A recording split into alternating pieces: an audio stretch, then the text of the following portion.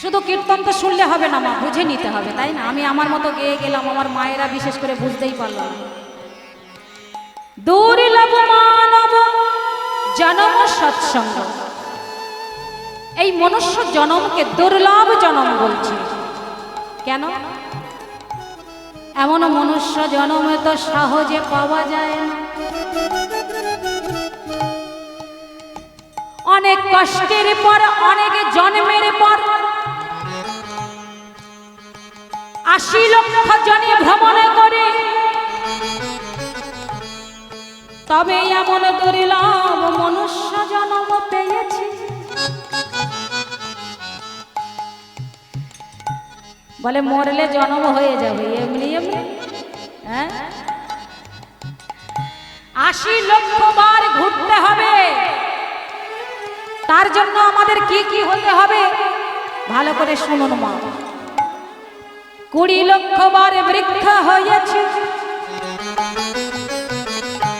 আম জাম জামরুল হতে হতে যেদিনই আমরা তুলসী বৃক্ষ হয়ে জন্ম নিলাম, আর সেই তুলসী বৃক্ষ, শুধু তুলসী বৃক্ষ হয়ে জন্ম নিলে হবে না, পথে ঘাটে বনে বাজারে কত তো তুলসী গাছ হয়ে থাকে বাবা, সব তুলসী পত্র কি আমার গোবিন্দ সেবায় লাগে। তাই বলছে শুধু তুলসী বৃক্ষ হলে হবে না, সেই তুলসী পত্র গোবিন্দ চরণে সেবা হতে হবে, তবে আমরা সেই বৃক্ষকুল থেকে উদ্ধার পাব। তারপরে ৯ লক্ষ বার জলে জন্ম নিলাম, মাছ চিংড়ি কাঁকড়া কত কিছু হতে হতে যেদিনই আমরা শঙ্খ রূপে জন্ম নিলাম, আর সেই শঙ্খ যেদিনে গোবিন্দ সেবায় লাগলো, জলচর রূপ হতে আমরা উদ্ধার পেলাম। এখানেও শেষ নয়, ১১ লক্ষ বারে পোকা মাকড় হয়েছে, কত রকম পোকা মাকড় কীট পতঙ্গ হতে হতে যেদিনই আমরা মৌমাছি হয়ে জন্ম নিলাম, ফুল থেকে মধু নিয়ে মৌচাকে ভরে দিলাম, আর সেই মধু যেদিনই আমার গোবিন্দ সেবায় লাগলো, সেদিনই আমরা পশুকুল থেকে, পোকামাকড় কুল থেকে উদ্ধার পেলাম। তারপরে ১০ লক্ষ বারে আমরা ডিমের মধ্যে জন্ম নিলাম,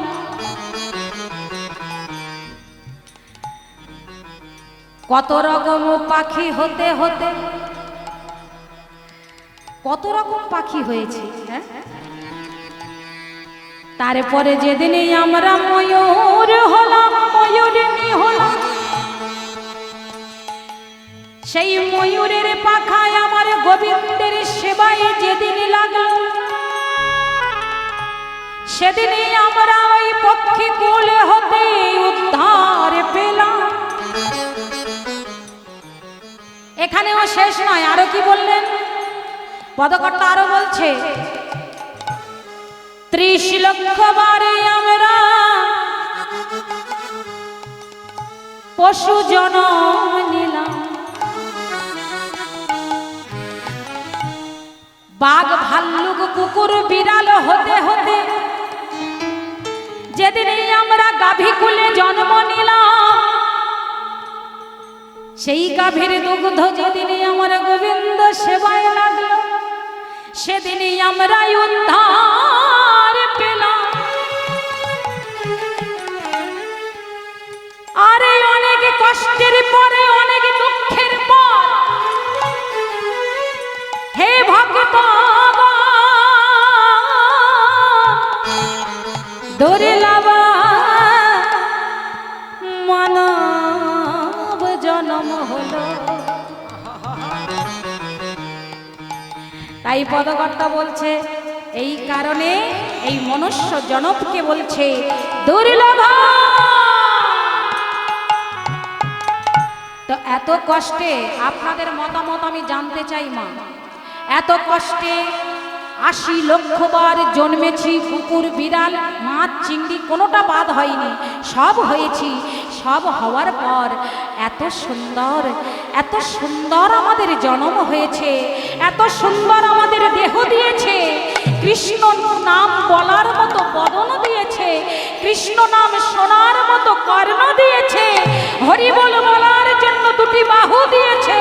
তাহলে এমন মনুষ্য জন্ম কোন কাজে লাগানো উচিত? এর আগে যে জন্ম হয়েছে মাগো, আমরা কেউ কি হরি বলতে পেরেছি? কেউ কি আমরা কৃষ্ণ কথা শ্রবণ করতে পেরেছি, বলতে পেরেছি? কেউ পারিনি।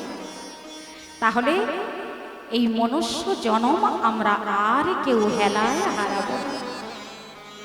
যা হবার তা হয়েছে, যা সময় চলে গেছে চলে গেছে, কিন্তু এবার আমরা মনস্থির করব যে দুটি নয়ন মুদ্রিত করে হা গোবিন্দ আমি তোমার হলাম বলে তোমার চরণে এই দেহখানি সঁপে দেব। তুমি যা করো তাই করবে, আমার করার কিছু না। দুর্লভ মানব জনম সৎসঙ্গ, দুর্লভ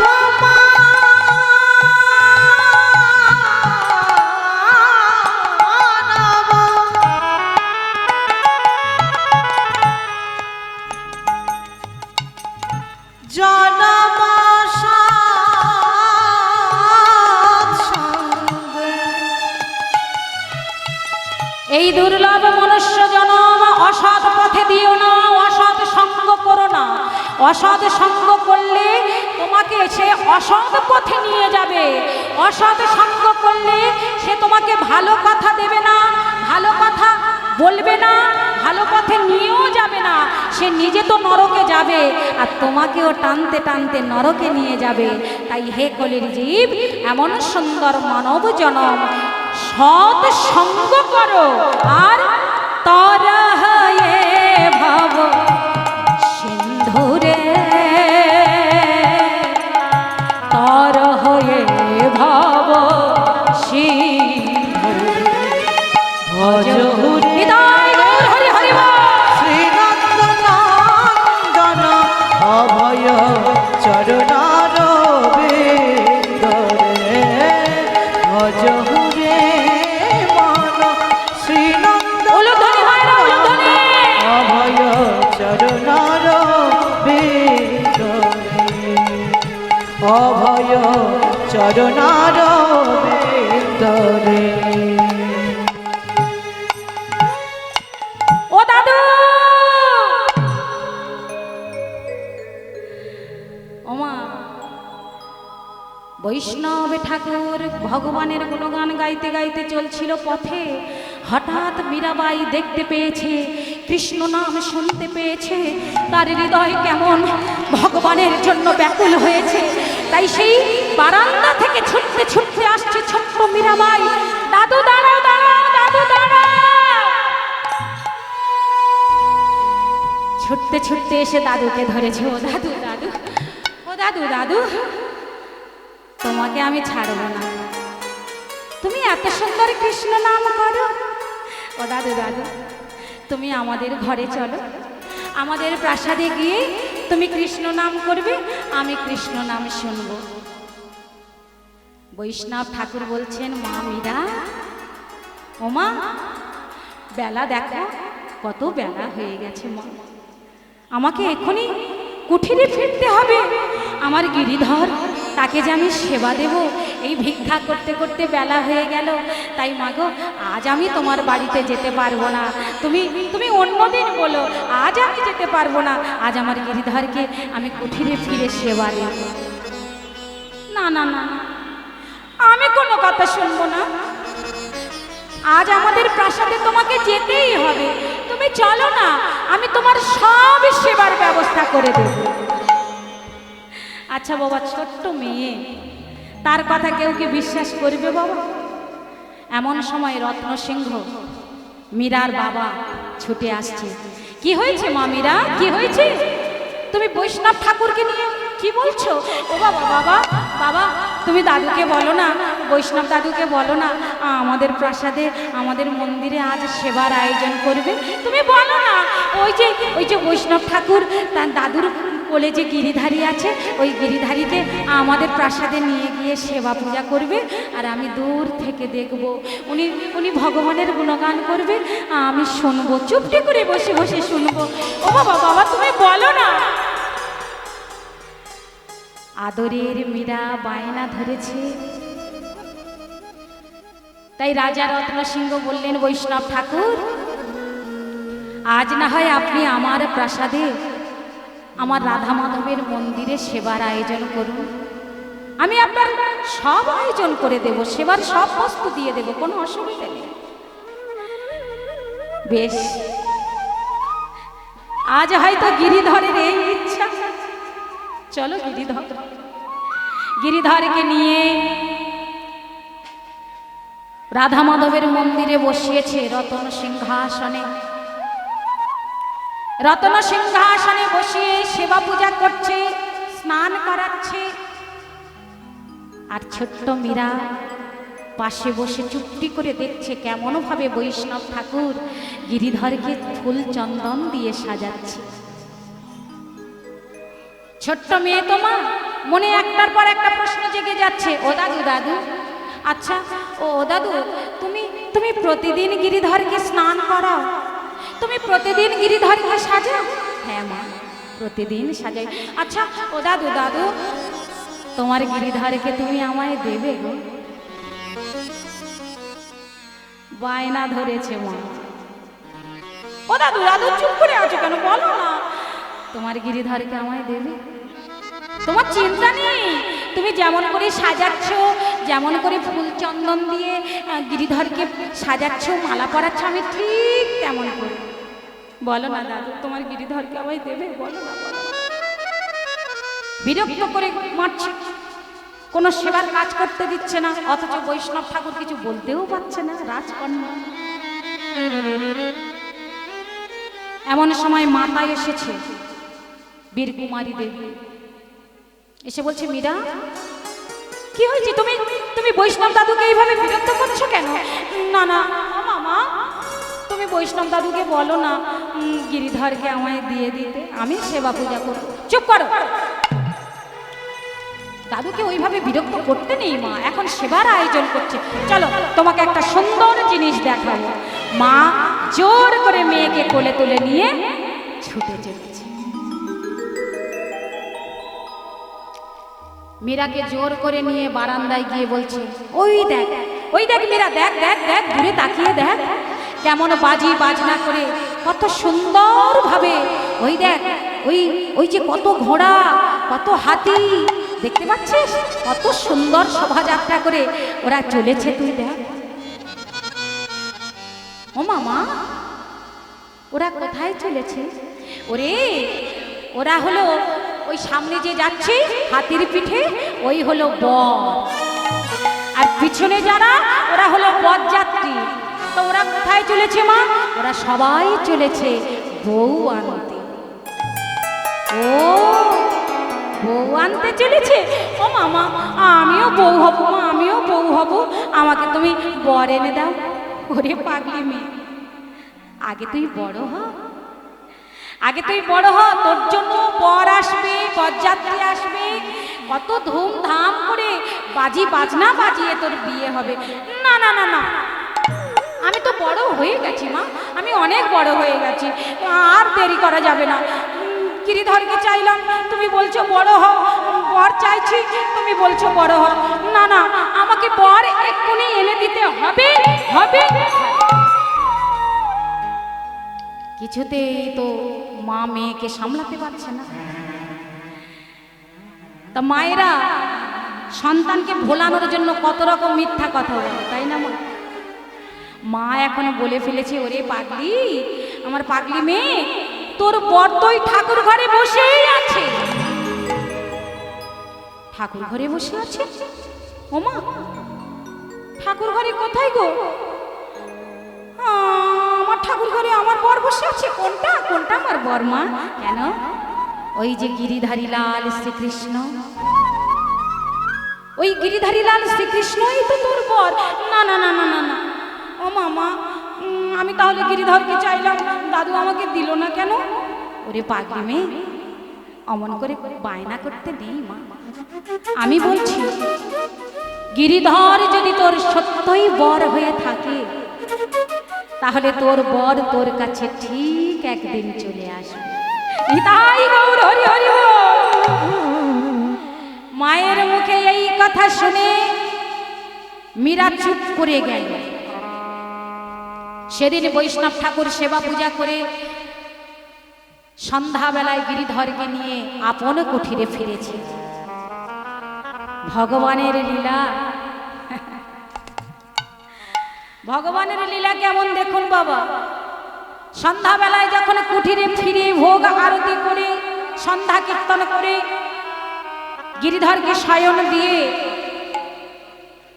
মেঝেতে শুয়ে পড়েছে শয়ন করেছে বৈষ্ণব ঠাকুর ধীরে ধীরে রাত গভীর হয়ে ভোর নিশি হয়ে এলো হঠাৎ হঠাৎ বৈষ্ণব ঠাকুর শুনতে পেল দৈববাণী বৈষ্ণব ঠাকুর ওগো বৈষ্ণব ঠাকুর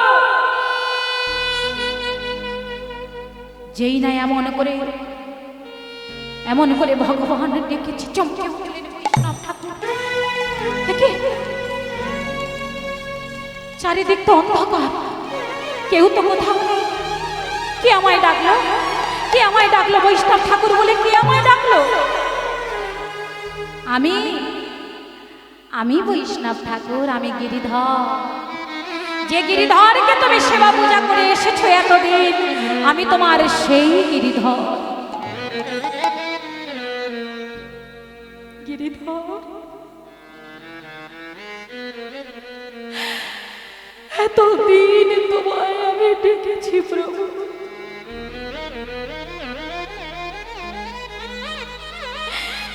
কোনদিন তো তোমার সাড়া পাইনি কোনদিন তো তুমি এমন করে আমায় ডাকনি গিরিধর আজ তুমি আমায় ডেকেছো বলো গিরিধর বলো আমায় ডেকেছো কেন বলো গিরিধর ওগো বৈষ্ণব ঠাকুর তোমার সেবা পূজায় আমি বড়ই তুষ্ট হয়েছি কিন্তু এবার যে তোমায় ছেড়ে আমায় চলে যেতে হবে চলে যাবে ওগো গিরিধর তুমি আমায় ছেড়ে চলে যাবে কেন গিরিধর আমি কি কোনো ভুল করেছি আমি কি কোনো অপরাধ করেছি বলো গিরিধর না বৈষ্ণব তুমি কোনো অপরাধ করনি তবে এবার আমার সখী মীরাবাইয়ের কাছে যেতে হবে মীরামায়ের কাছে হ্যাঁ আমি যে তার সঙ্গে লীলা করব তাকে কথা দিয়েছিলাম এই কলিযুগে আমি তার কাছে থাকব তাই তুমি আমাকে তার কাছে রেখে এসো আমি আর মীরা সখী এক নতুন লীলা রচনা করব ও বুঝেছি গিরিধর বুঝেছি আমার এই মাটির কুঠির আর বুঝি তোমার ভালো লাগছে না রত্ন সিংহাসনে বসে রাজপ্রাসাদের রাজভোগ সেবা করে তুমি এই অদমকে ভুলে গেলে প্রভু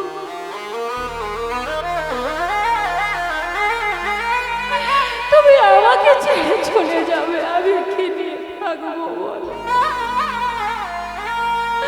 আমার জীবনে যে তুমি সর্বস্ব, আমি সারা জীবনে যে তোমার চরণে ফুল চন্দন দিয়ে পূজা করেছি প্রভু, আমি কে নিয়ে থাকবো? বৈষ্ণব, আমি তোমায় কথা দিচ্ছি, আমি কখনো তোমায় ছেড়ে যাব না গো। তুমি যখনই ডাকবে আমি তখনই তোমার কাছে আসব। কথা দিলে, কথা দিলে গিরিধর? বেশ, আর তাহলে আমি বাধা দেব না। তবে গিরিধর, তুমি যখন চলে যাবে শেষবারের মতো আমি তোমার চরণ করে তোমাকে সেই মীরা মায়ের হাতে তুলে দিয়ে আসব। তবে গিরিধর, আজ আমি বাগানের ফুল দিয়ে নয়, গঙ্গা জল দিয়ে নয়, আমার ভক্তির ফুল দিয়ে নয়ন জলে আমি তোমার পূজা দেব। শুধু তোমার চরণে এইটুকু আমার প্রার্থনা প্রভু, আমার অন্তিম কালে চরণ ধরিতে দিও গো আমার, নিও না, নিও না সারায়।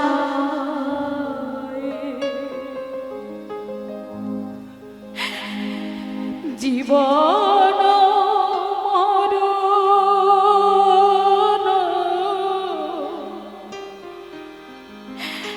সুখ দুঃখ দিয়ে বক্ষে রাখিব জড়ায়। তাই গৌর হরিবল হরিবল।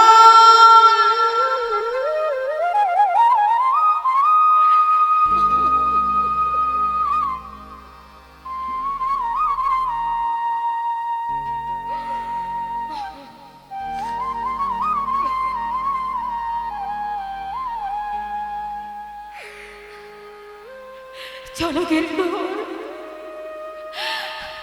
আমি তোমাকে মীরা মায়ের কাছে রেখে আসবো। গিরিধরকে নিয়ে বৈষ্ণব ঠাকুর ছুটতে ছুটতে চলেছে প্রাসাদে, আর ওদিকে ছোট্ট মীরা তার পিতা মাতার পাশে বসে বসে গল্প করছিলেন।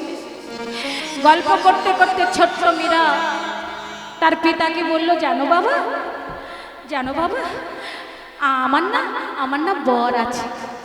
ও মা, বাচ্চা মেয়েরা সত্যি কথা তাদের কখনো চাপা থাকে না। বাবার কাছে বলছে, জানো বাবা, আমার বর আছে, আমার বিয়ে হয়ে গেছে। সে কি? তোমার কবে বিয়ে হলো মা? কে তোমার বর? কেন? আমার বর ওই ঠাকুর ঘরে বসে আছে, গিরিধারী লাল শ্রীকৃষ্ণ, ওই তো আমার বর। মীরা,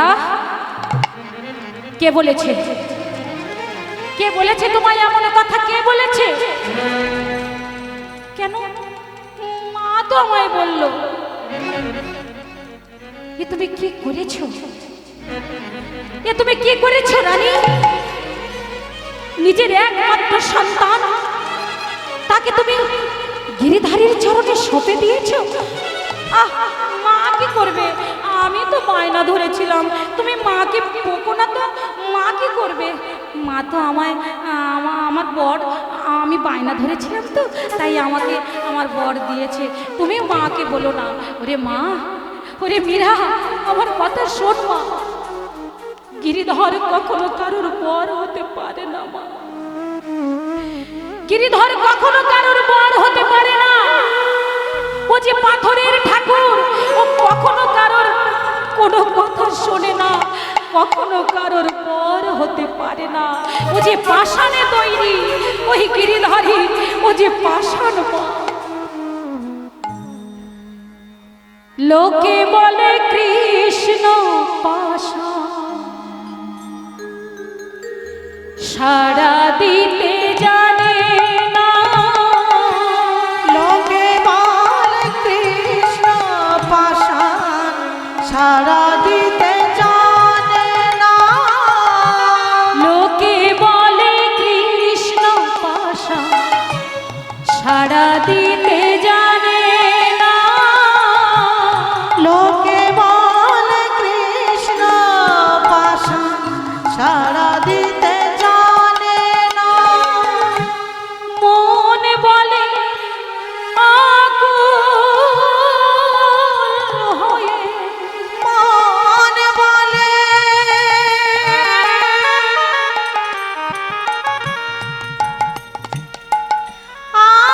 আকুল হয়ে, এই মন বলে আকুল হয়ে, ওরে কেউ তো তারে ডাকে না, তা সাড়া দিতে জানে না। লোকে বলে নিতাই গৌর হরি হরি বল। সাড়া দিতে জানে না।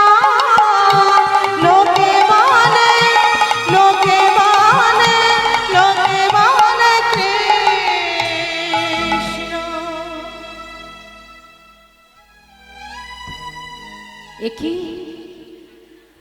একই বৈষ্ণব ঠাকুর, এত সকাল বেলায় আপনি আমাদের প্রাসাদে? যার গিরিধর আমি তাকেই দিতে এলাম। এ আপনি কি বলছেন? এ আপনি কি বলছেন বৈষ্ণব ঠাকুর? আমি তো কিছুই বুঝতে পারছি না। আপনি এখনই বুঝতে পারবেন মহারাজ। এই নাও মা, তোমার গিরিধর আজ থেকে আমি তোমার হাতে সঁপে দিলাম। তুমি সত্যি বলছো দাদু? আজ থেকে এই গিরিধর আমার, একেবারে আমার? হ্যাঁ মা, আজ থেকে তোমার। তুমি মন প্রাণ দিয়ে সেবা করো। হে আপনি কি বলছেন? কি বলছেন বৈষ্ণব ঠাকুর? আমার মেয়ে, ও না হয় ছোট, ওর কোনো জ্ঞান বুদ্ধি নেই, ও কিছু জানে না, বোঝে না। এ আপনি কি করছেন? এত বড় গুরু দায়িত্ব আপনি ওর হাতে তুলে দিচ্ছেন, ও যে সেবার কিছুই জানে না। মহারানী, ও যা জানে আমরা কেউ তা জানি না।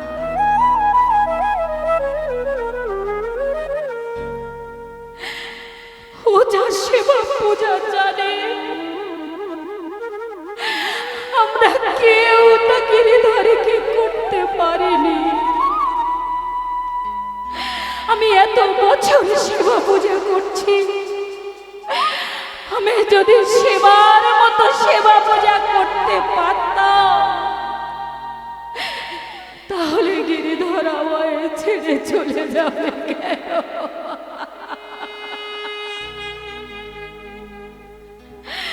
গিরিধর আমায় ছেড়ে চলে যাবে কেন?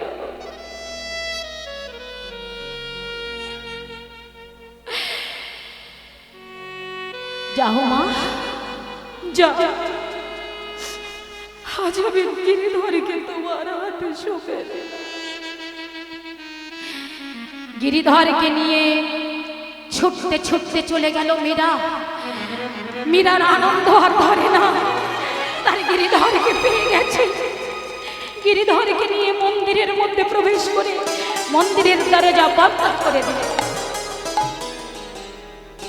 গিরিধরকে রত্ন সিংহাসনের উপরে বসিয়েছে। ওমা, ছোট্ট একটা মালা গেঁথেছে মীরা।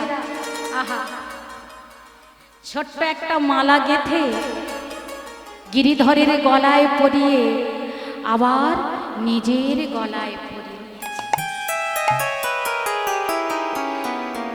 ঠাকুর ঘরের মধ্যে গিরিধরের সঙ্গে মালা বদল হয়ে গেল। স্বামী রূপে বরণ করলেন ছোট্ট মীরা তার গিরিধরকে।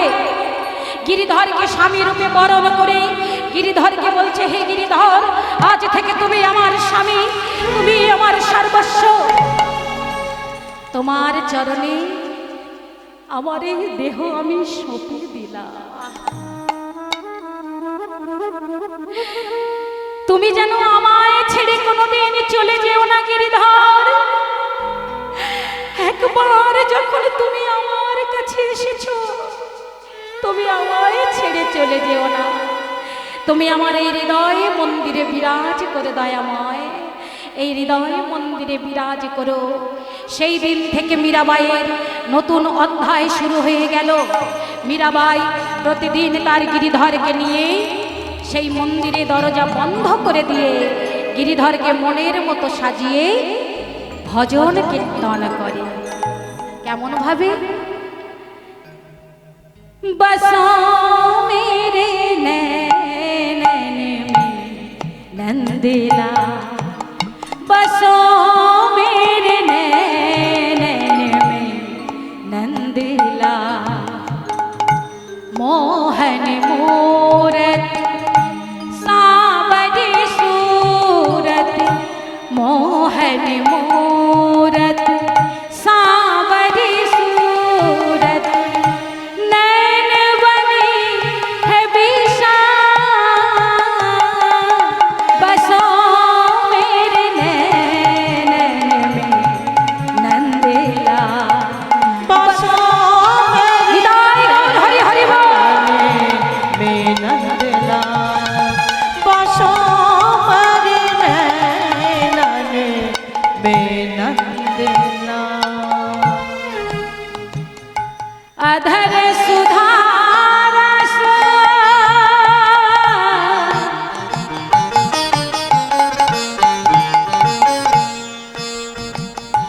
अधर सुधा रस मुरली बजता है, पूर्व जंती माँ। अधर सुधा रस, अधर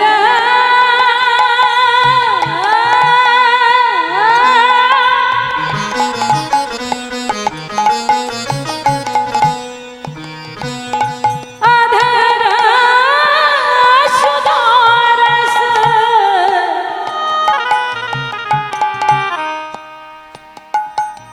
अधर सुधा रस मुरली बजत है।